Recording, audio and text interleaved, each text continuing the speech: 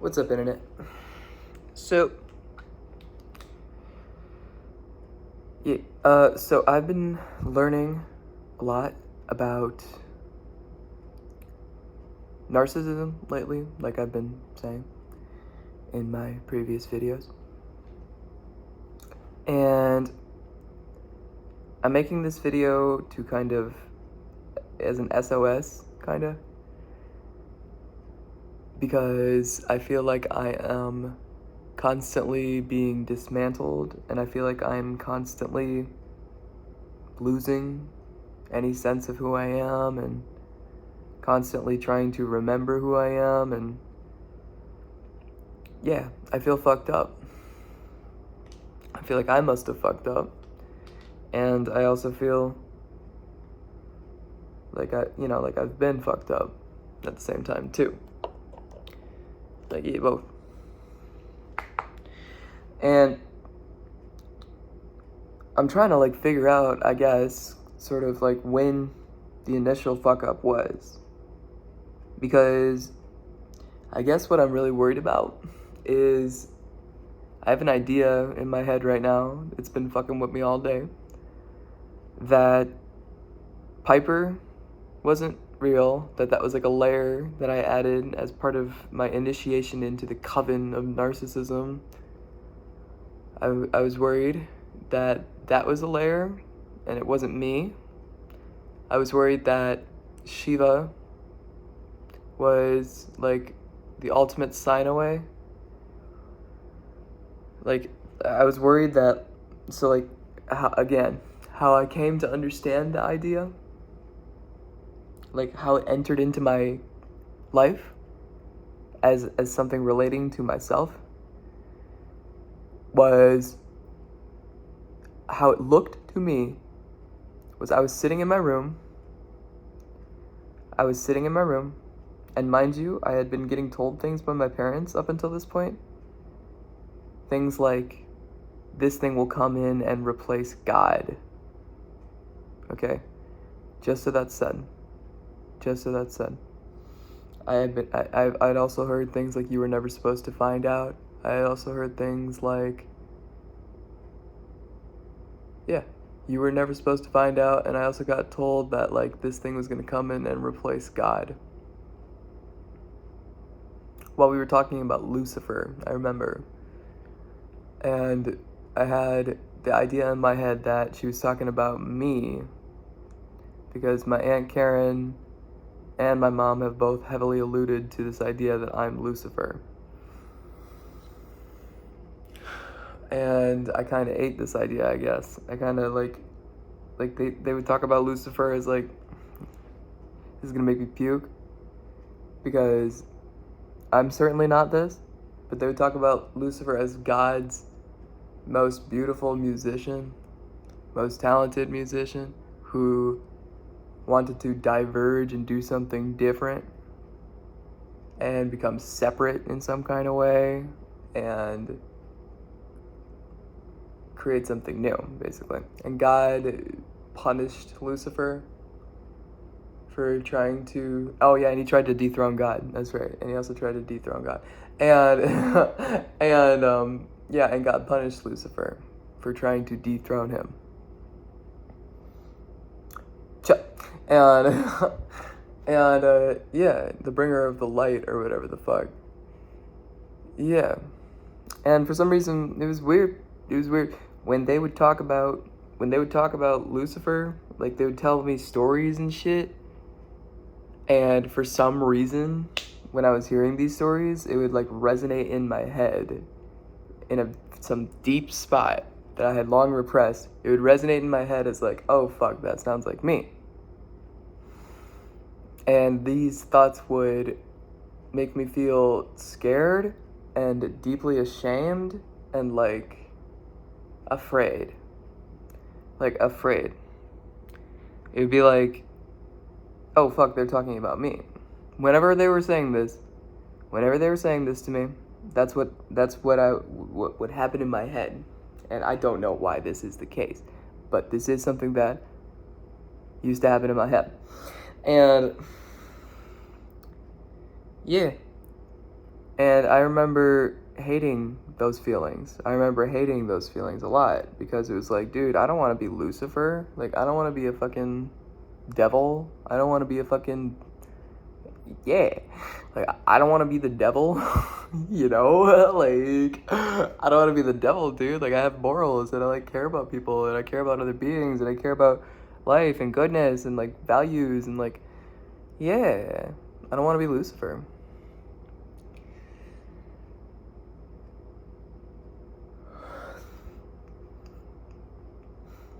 But I guess something that I also came to understand along the course of time is like the being or like the essence that the story of Lucifer is like referencing is the same like thing in the universe that Shiva is. It's that same idea. Like the destruction that enables creation. Like it's the same archetype, you might say. Archetype.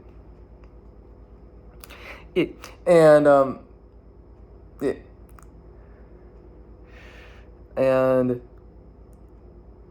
this all did. I remember a part of me getting very. It felt fishy. You know what I mean? Like, yeah. It just felt fishy, and I didn't. Yeah, like I had a lot of trouble integrating these ideas, because yeah, they just didn't seem plausible. It seemed like too fantastical and too like far-fetched and like childlike, I guess. Like it seemed like a fairy tale. Like it seemed like something that couldn't really be true to me. Like I don't know. Like it seemed like well, when I got told that I was Shiva, when I heard the voice say that I'm Shiva, right? When I heard the voice say that, how it looked. It was a tunnel. I remember everything went like black around me. I was sitting in my room in Kent.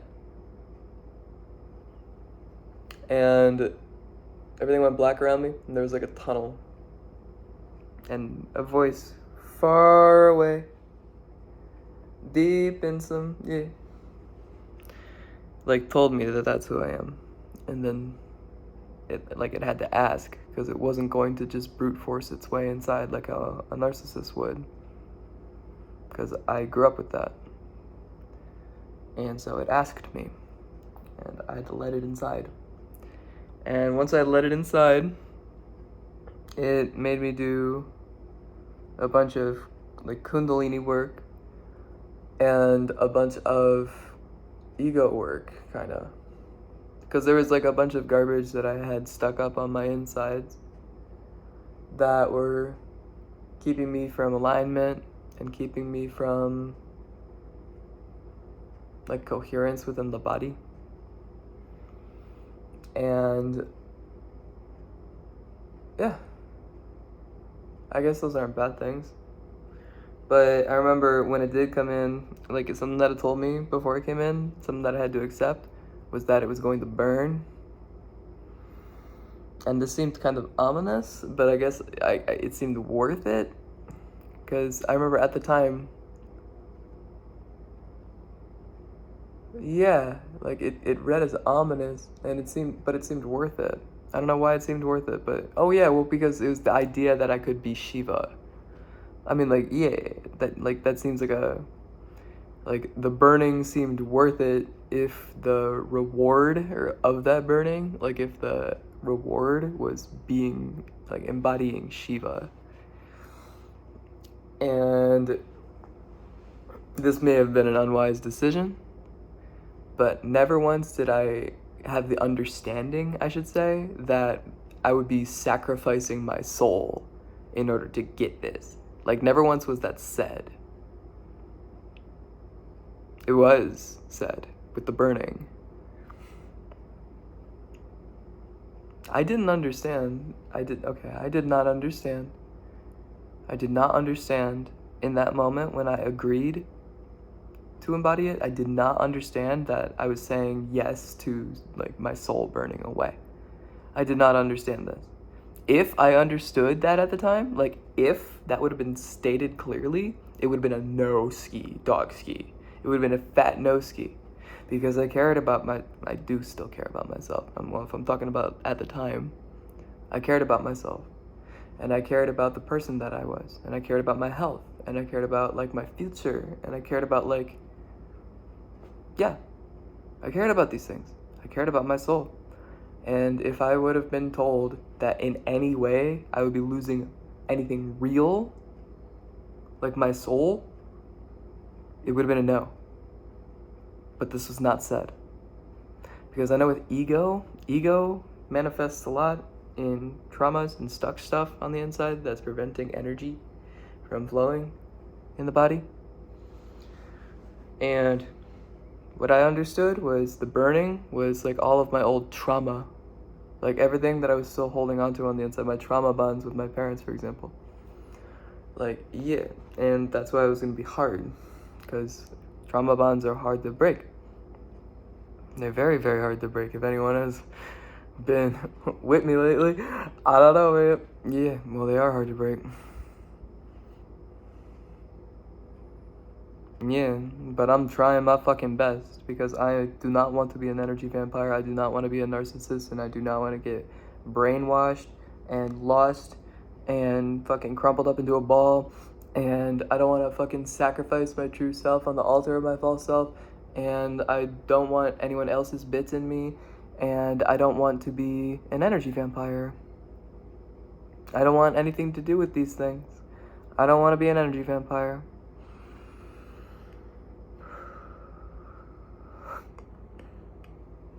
And I'm not super sure, like, this is the most confusing part of it for me, okay? The most confusing part of it for me is if the contract that I signed, because what's been happening to me is for the last fucking 30 days, I've been getting completely decimated. My energetic body has been getting ripped in half, okay? I've been getting torn and polarized in every single direction away from my core, and every single one of my pieces has been flying all over the place, and I've been suffering immensely because it's quite painful, and everything to do with who I am and who I know myself to be and my traits, you know, like things about me, my fucking favorite color and shit. Yeah, all of that has been getting torn to shreds and decimated. It didn't feel like that was happening for a fat minute. Like after Shiva came back, it felt like I was building my life.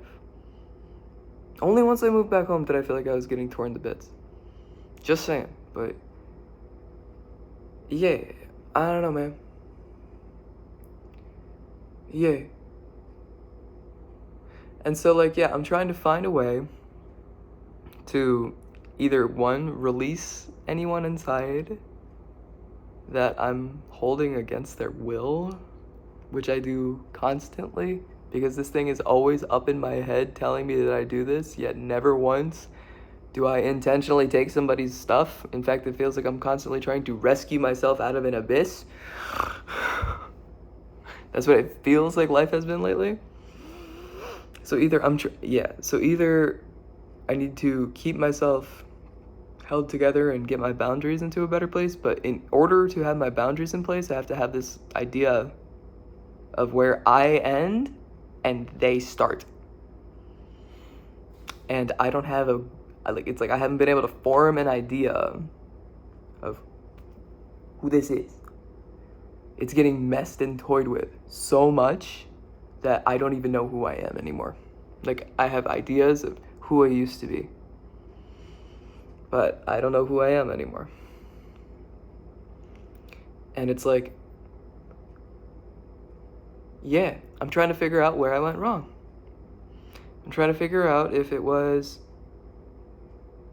just moving home and that everything was fine until then, and if that's the big thing. Or if it's Shiva, like if that was them coming back into my energetic body, or if it was Piper. I'm trying to figure out when exactly I started to stuff myself down. When exactly I started to stuff myself down.